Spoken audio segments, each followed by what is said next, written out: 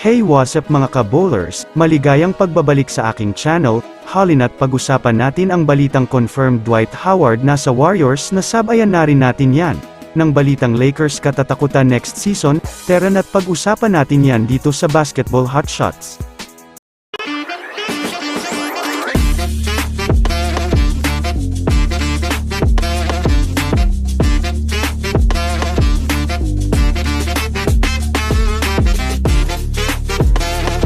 Una nga tayong ako mga ka-bowlers sa balita patungkol sa kupunan ng Los Angeles Lakers. Alam naman nga po natin sa ngayon na kumpletos Ricardos na ang lineup ng Los Angeles Lakers. Ito ay dahil sa kanilang mga bagong manlalaro na kilala bilang kaya magbigay sa kupunan ng malakas na impact.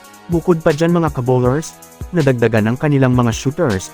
Samahan mo pa ng pagdagdag sa kanila netong si Christian Wood na kumumplito sa kanilang trio tower. Well, kung susumadahin nga natin mga ka-bowlers, wala na nga pong tapon pa ang Lakers. Dahil pagdating sa opensa, ay lahat nga ng kanilang player ay kayang magtala ng puntos at pagdating naman sa depensa, ay mas lalong walang problema dahil nandito pa itong sina Vanderbilt at Hakimura. Ayun nga sa mga NBA analyst mga ka-bowlers, number 1 nga daw ang Lakers sa mga team na kabang-abang next season. Masasabi nga talaga natin na desidido talaga itong Lakers na makabawi at makakuha muli ng kampyonato next season.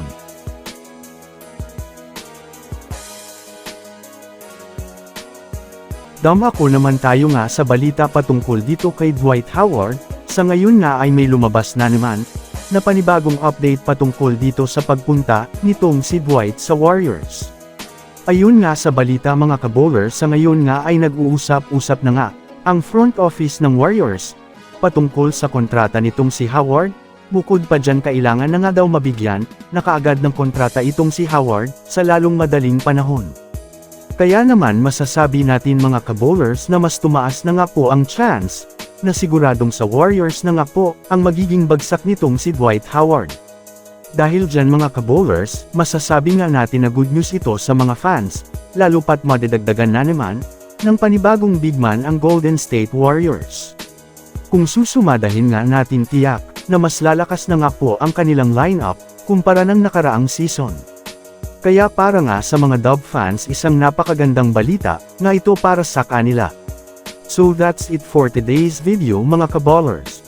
Yan lang ang ating pag-uusapan sa ngayon. Pindutin na ang subscribe and hit nyo na rin ang notification bell para sa mga susunod na update sa mundo ng basketball. Again, this is Basketball Hotshots. Thanks for watching.